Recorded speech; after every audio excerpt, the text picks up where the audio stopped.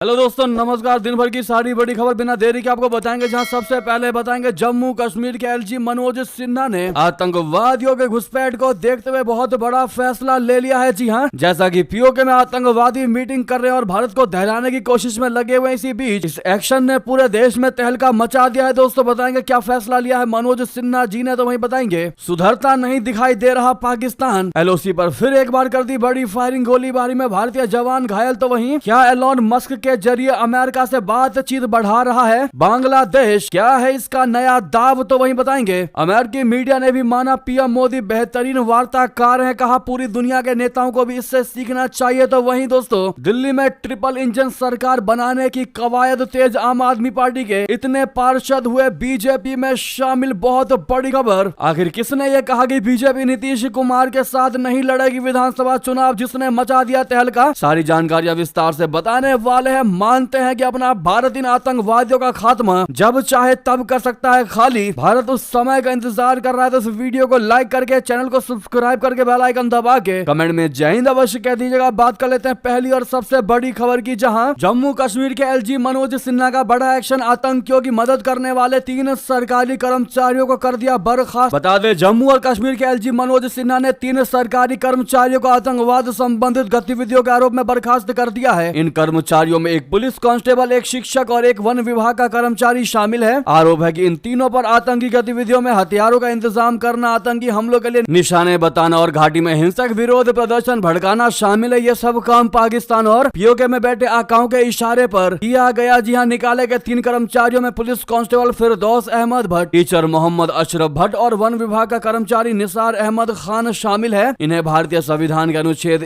311(2)(c) के तहत बर्खास्त किया गया है। फिरदौस और अशरफ इस समय अलग अलग आतंकी मामलों में जम्मू के कोट भलवाल जेल और रियासी जेल की जिले की जेल में बंद है। निस्सार को पहले ही 8 महीने तक पब्लिक सेफ्टी एक्ट बोले तो पीएसए के तहत हिरासत में रखा जा चुका है। जी हां, एलजी ने जम्मू में एक सुरक्षा समीक्षा बैठक की अध्यक्षता के दिन बाद बर्खास्तगी के आदेश पर हस्ताक्षर किए। उन्होंने पुलिस और सुरक्षा एजेंसियों को आतंकवाद विरोधी अभियानों को तेज करने का निर्देश दिया था। उन्होंने कहा था कि सिर्फ आतंकवादियों को खत्म करने पर ही ध्यान केंद्रित न किया जाए, बल्कि पूरे आतंकी तंत्र को ध्वस्त किया जाए। इस तंत्र में आतंकवाद के समर्थक, मुखबिर और हिंसा फैलाने वाले लोग शामिल है, जो जम्मू कश्मीर प्रशासन में घुसपैठ कर चुके हैं। तो उधर आपको बता दें, नहीं सुधरेगा पाकिस्तान, एलओसी पर फिर एक बार कर दी फायरिंग, गोलीबारी में भारतीय जवान हुआ घायल। जी हां, जम्मू के अखनूर सेक्टर में नियंत्रण रेखा बोले तो एलओसी पर शुक्रवार को हुई गोलीबारी की घटना में सेना का एक जवान घायल हो गया। सुरक्षा अधिकारियों ने बताया कि उक्त जवान बट्टल क्षेत्र में एक अग्रिम चौकी पर तैनात था, तभी उसे सीमा पार पाकिस्तान से एक गोली लगी। उन्होंने बताया कि जवान को तुरंत अस्पताल लेकर जाया गया, फिलहाल उसका इलाज जारी है। अधिकारियों ने कहा कि यह घटना के बारे में कहना अभी जल्दबाजी होगी कि गोलीबारी की इस घटना में पाकिस्तानी सेना शामिल है भी या आतंकवादी का हाथ है। इससे पहले पुंछ में संघर्ष विराम उल्लंघन की खबर सामने आई थी, जिसमें पाकिस्तान की ओर से 10 से 15 गोलियां चलाई गई। भारतीय सेना ने कहा है कि नियंत्रण रेखा यानी एलओसी पर संघर्ष विराम बरकरार है, दोनों सेनाएं इसका पालन कर रही है। वहीं बता दें पाकिस्तान कहां से भेजता है ड्रोन, कौन है सबसे एक्टिव लॉन्च पैड, बीएसएफ की रिपोर्ट में हुआ ये चौंकाने वाला खुलासा। जी हाँ, जैसा की आपको पता है दोस्तों, पाकिस्तान की मक्कारी का कोई जवाब ही नहीं, उससे अपना घर तो संभलता नहीं, दूसरे के घर में आग लगाने में आगे रहता है। भारत में ड्रग्स और हथियार सप्लाई करने के लिए पाकिस्तान चाल पर चाल चल रहा है। भारत में ड्रग्स, हथियार और गोला बारूद से लदे ड्रोन भेजने के लिए पाकिस्तान का लाहौर लॉन्च पैड के रूप में काम करता है। सूत्रों के मुताबिक बीएसएफ की ड्रोन फॉरेंसिक लैब ने पाया है कि सबसे ज्यादा 184 ड्रोन लाहौर से आए हैं। ये शहर सड़क मार्ग से लगभग 33 किलोमीटर दूर है, लेकिन हवाई मार्ग से भारत पाकिस्तान सीमा के काफी करीब है। तो वहीं नरोवाल से 42 ड्रोन लॉन्च किए गए हैं। ये लाहौर से करीब 100 किलोमीटर दूर है। दूसरे शहरों में ओकारा, बहावल नगर और पाकिस्तान का टोबा टेक सिंह शामिल है। बीएसएफ ने जो डेटा कलेक्ट किया है उससे पता चला है कि भारत पाकिस्तान सीमा के पास के शहर अधिक सक्रिय है। जी हाँ, बीएसएफ के एक सीनियर अधिकारी ने बताया कि फोरेंसिक जांच में पता चला है कि कुछ ड्रोन पकड़े जाने से पहले कई बार आ जा चुके थे। तो बीएसएफ की रिपोर्ट में यह बड़ा खुलासा हुआ है कि सबसे ज्यादा जो ड्रोन छोड़े जाते हैं वो लाहौर से छोड़े जाते हैं भारत की तरफ। तो वहीं अगली खबर आपको बता दें, क्या एलोन मस्क के जरिए अमेरिका से बातचीत बढ़ाना चाह रहा है बांग्लादेश की मोहम्मद यूनुस सरकार? क्या बांग्लादेश में एलोन मस्क लगाएंगे Starlink satellite? Mohammad Yunus के साथ बड़ी मीटिंग, क्या हुई बातचीत? आपको बता दें बांग्लादेश की अंतरिम सरकार के प्रमुख प्रोफेसर मोहम्मद यूनुस ने टेस्ला और स्पेस एक्स के संस्थापक एलोन मस्क और उनकी टीम के साथ वर्चुअल मीटिंग की है। मुख्य सलाहकार प्रोफेसर यूनुस चाहते हैं कि एलोन मस्क बांग्लादेश में स्टार लिंक उपग्रह इंटरनेट की सेवा शुरू करें। उनके के इस प्रस्ताव को ट्रंप प्रशासन से कूटनीतिक समर्थन प्राप्त करने के कदम के रूप में देखा जा रहा है। ट्रंप प्रशासन कई मौके पर बांग्लादेश की अंतरिम सरकार की आलोचना कर चुका है। इसके अलावा ट्रंप ने भी अपने चुनाव प्रचार के दौरान बांग्लादेश में हिंदुओं पर हो रहे अत्याचार का मुद्दा उठाया था। समाचार एजेंसी AFP के मुताबिक यूनुस के मीडिया कार्यालय के एक बयान में कहा गया है कि ये बैठक में दोनों ने इस बात पर जोर दिया कि ये सेवा बांग्लादेश के उद्यमी युवाओं, ग्रामीण और कमजोर महिलाओं और दूर दराज के समुदायों के लिए नए अवसर पैदा करेगी। मोहम्मद यूनुस द्वारा दिए गए निमंत्रण के बाद एलोन मस्क ने बांग्लादेश की यात्रा के बारे में भी उत्साह व्यक्त किया है। तो उधर दोस्तों, अमेरिकी राष्ट्रपति डोनाल्ड ट्रंप ने बांग्लादेश का फैसला मोदी पर छोड़ा हुआ है। राष्ट्रपति ट्रंप और प्रधानमंत्री मोदी जी की प्रेस कॉन्फ्रेंस के दौरान जब TV9 के पत्रकार ने सवाल पूछा कि आप बांग्लादेश के बारे में क्या कहना चाहेंगे, क्योंकि हमने देखा है कि और ये साफ दिखता भी है कि बाइडेन प्रशासन के दौरान कैसे अमेरिका का डीप स्टेट वहां काम कर रहा था। फिर मोहम्मद यूनुस जूनियर सोरोस से भी मिले। पत्रकार ने पूछा कि आप इस पूरे परिप्रेक्ष्य में क्या कहना चाहेंगे। इसके जवाब में ट्रंप ने कहा कि देखिए, हमारे डीप स्टेट की कोई भूमिका नहीं है। ये एक ऐसा मामला है जिस पर प्रधानमंत्री मोदी लंबे समय से काम कर रहे हैं और इस पर काफी वर्षों से काम कर चुके हैं। मैं इसके बारे में पढ़ रहा हूँ। मैं अब बांग्लादेश को प्रधानमंत्री मोदी के हाथों छोड़ता हूँ। वो जो फैसला लेंगे हम उनके साथ खड़े हैं। ऐसे में दोस्तों, मोहम्मद यूनुस के कैबिनेट में तहलका मच गया कि डोनाल्ड ट्रंप ने ऐसा कैसे कहा। और अब कहीं ना कहीं बांग्लादेश की मोहम्मद यूनुस सरकार अमेरिका से रिश्ते बढ़ाने के लिए एलोन मस्क को जरिया बना रही है। तो उधर आपको बता दें, डोनाल्ड ट्रंप से मुलाकात पर क्या कहा अमेरिकी एक्सपर्ट ने। कुछ ने कहा पीएम मोदी अपने मकसद में सफल रहे। जी हाँ, अमेरिकी विदेश नीति और रक्षा नीति के विशेषज्ञ टेलिस ने कहा कि प्रधानमंत्री मोदी जी की ये यात्रा ट्रंप के राष्ट्रपति बनने के पहले महीने में मुख्य रूप से राष्ट्रपति को ये विश्वास दिलाने के लिए थी कि भारत अमेरिका के लिए एक बेहतरीन साझेदार है और मोदी इसमें पूरी तरह सफल रहे। उन्होंने कहा कि प्रधानमंत्री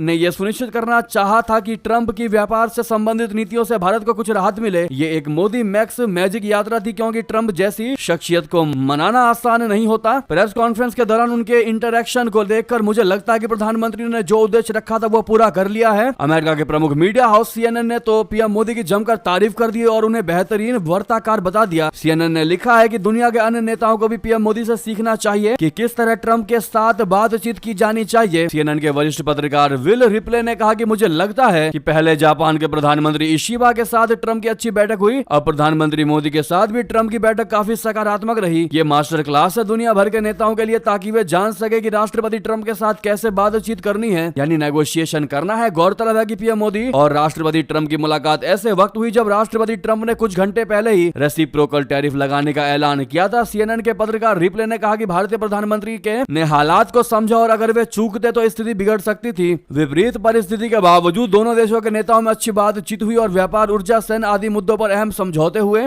तो उधर आपको बता दें, रशिया के जश्न में शामिल होंगे क्या डोनाल्ड ट्रंप। सामने आई दौरे की तारीख। दोस्तों, डोनाल्ड ट्रंप इस समय रशिया और यूक्रेन के बीच पिछले 3 साल से छिड़े युद्ध को समाप्त करने में जुटे हुए हैं। इसी बीच अब सामने आया है कि डोनाल्ड ट्रंप मई के महीने में रशिया की यात्रा पर जा सकते हैं, रूस के जश्न में शामिल हो सकते हैं। जानकारी के मुताबिक अमेरिकी राष्ट्रपति 8 से 9 मई को रशिया का दौरा कर सकते हैं। साथ ही डोनाल्ड ट्रंप रशिया के विक्ट्री डे के जश्न में शामिल हो सकते हैं। रशिया का विक्ट्री डे 9 मई को मनाया जाता है। इससे पहले हाल ही में ट्रंप ने रूस के राष्ट्रपति पुतिन से फोन पर बातचीत की थी। इसकी के बाद उन्होंने यूक्रेन के राष्ट्रपति जेलेंस्की से भी फोन पर बात की थी। तभी से रशिया यूक्रेन की वॉर पर फुल स्टॉप लगने के कयास लगाए जाने लगे हैं। इससे पहले भी सामने आया था कि राष्ट्रपति डोनाल्ड ट्रंप को रूस के राष्ट्रपति पुतिन ने विक्ट्री डे पर शामिल होने के लिए न्योता भेजा है और वो इसमें शामिल होने के लिए विचार कर रहे हैं। क्रेमलिन ने संकेत दिया था कि ट्रंप की संभावित यात्रा की तैयारियां चल रही हैं। डोनाल्ड ट्रंप की रशिया में इस यात्रा के बाद रशिया और अमेरिका के रिश्तों में मजबूती आएगी और संबंधों पर सकारात्मक प्रभाव पड़ेगा। साथ ही ये किसी भी अमेरिकी राष्ट्रपति 1 दशक से भी अधिक समय के बाद रशिया की यात्रा होगी। ट्रंप की इस यात्रा से रशिया को यूक्रेन के मुद्दे पर अमेरिका के साथ सीधे बातचीत करने का मौका मिलेगा। दोस्तों, वहीं बता दें, यूक्रेन के विदेश मंत्री जयशंकर जी की मुलाकात रशिया से युद्ध के समाधान पर हुई चर्चा। जी हाँ, यूक्रेन के विदेश मंत्री एंड्री सिबिहा ने शुक्रवार को यानी 17 फरवरी को विदेश मंत्री एस जयशंकर जी के साथ अपनी बैठक के लिए आभार व्यक्त किया। इस दौरान उन्होंने व्यापार, प्रौद्योगिकी, कृषि और सुरक्षा सहित विभिन्न क्षेत्रों में भारत के साथ सहयोग को आगे बढ़ाने में साझा रुचि पर जोर दिया। विदेश मंत्री जयशंकर जी ने शुक्रवार को जर्मनी के म्यूनिख में म्यूनिख सुरक्षा सम्मेलन बोले तो MSC के मौके पर सिबिहा के साथ बैठक की। जयशंकर जी और सिबिहा ने यूक्रेन संघर्ष के समाधान की दिशा में चल रहे प्रयासों पर चर्चा की। बैठक में विदेश मंत्री ने भारत और दुनिया में लोकतंत्र की अहमियत पर बात की और कहा कि लोकतंत्र ने दुनिया को बहुत कुछ दिया है। म्यूनिख सिक्योरिटी कॉन्फ्रेंस में लोकतंत्र विषय पर आयोजित एक बैठक में विदेश मंत्री जयशंकर जी ने कहा कि मैं लोकतंत्र को लेकर आशावान हूं। मैं अभी अपने राज्य के चुनाव में हिस्सा लेकर आया हूं। बीते साल हमारे देश में राष्ट्रीय चुनाव हुए और कुल मतदाताओं में से करीब 2/3 ने अपने मताधिकार मताधिकार का प्रयोग किया। इस दौरान डॉक्टर जयशंकर जी ने मतदान के दौरान अपनी उंगली पर लगी स्याही भी दिखाई। डॉक्टर जयशंकर जी ने कहा कि चुनाव के नतीजों को लेकर कोई मतभेद नहीं है और मतदान शुरू होने के बाद से अब 20% अधिक मतदाता अपने मताधिकार का इस्तेमाल कर रहे हैं। जी हाँ, यानी कि क्या खतरे में है लोकतंत्र का करारा जवाब दिया जयशंकर जी ने। उंगली दिखाकर बता दिया भारत की पावर, ताकती रह गई दुनिया। ऐसे में थैंक यू जयशंकर जी। भारी मात्रा में कमेंट में कहिएगा और सामने लाइक का बटन अभी तक आपने लाइक नहीं किया है तो हमें सपोर्ट करने के लिए और दुश्मनों को करारा जवाब देने के लिए लाइक का बटन अवश्य दबा दीजिएगा। नेक्स्ट खबर की बात कर लेते हैं, जहां 24 घंटे में आदेश वापस। जी हां, घायल सीआरपीएफ जवानों की देखभाल से हटे सीओ।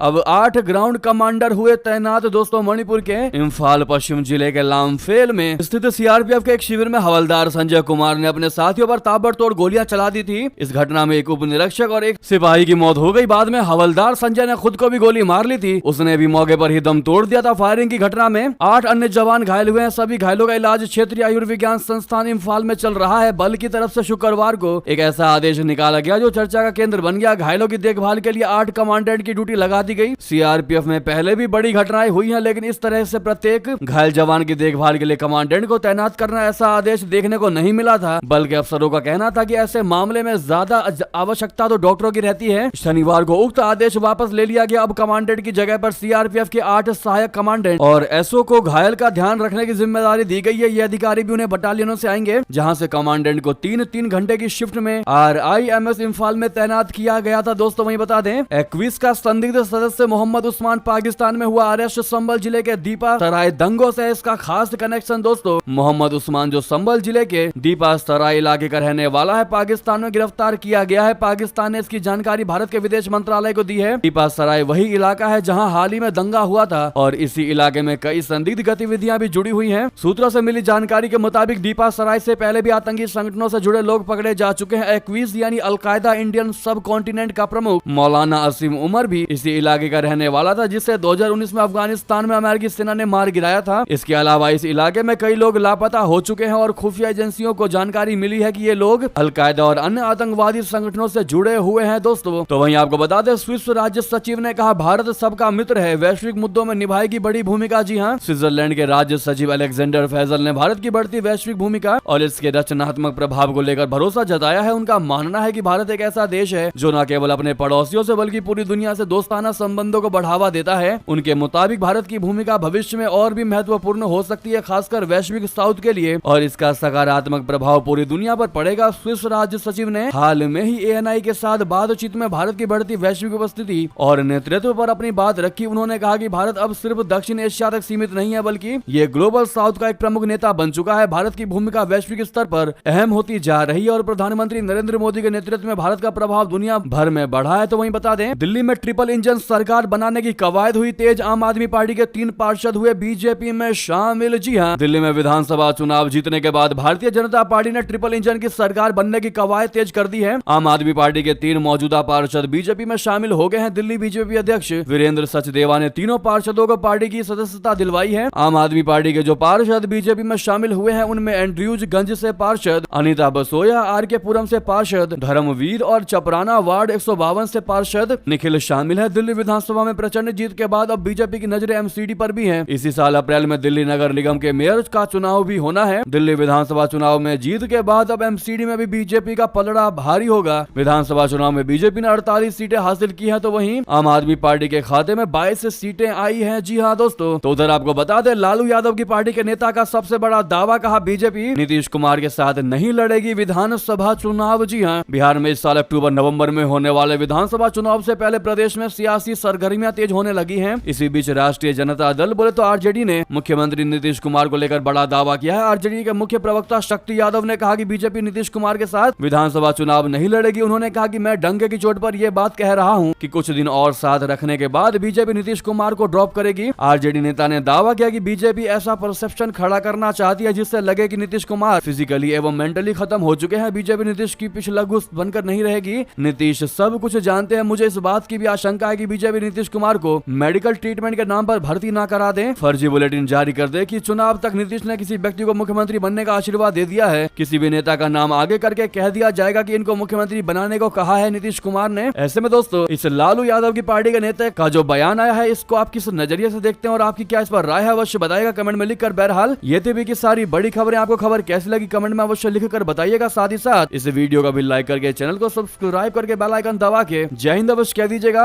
और इस वीडियो को दोस्तों भाइयों में साथियों में रिश्तेदारों में शेयर करना बिल्कुल मत भूलिएगा। तो मिलते हैं आपसे अगली बड़ी खबर में, यहाँ तक बने रहने के लिए आप सभी का बहुत बहुत धन्यवाद। मिलते अगली बड़ी खबर में, जय हिंद जय भारत।